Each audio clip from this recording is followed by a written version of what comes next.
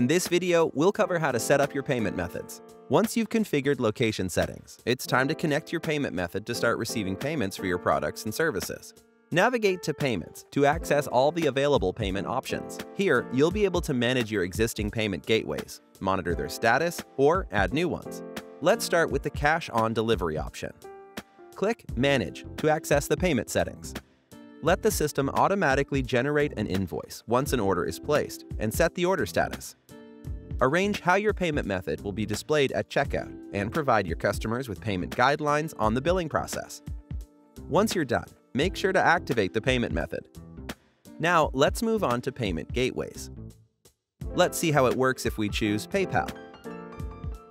Add the client ID and the secret key provided by PayPal. If you are still testing the payment method, set your sandbox to development status. Otherwise, set it to live. Set the appearance and instructions content if needed. Please keep in mind that these steps can vary depending on the payment method. You can have as many payment methods as you need. Let us know if you'd like to see more tutorials about a specific payment method. Up next, we'll guide you through setting up your shipping and delivery. So stay tuned. Questions? We're just a click away 24/7.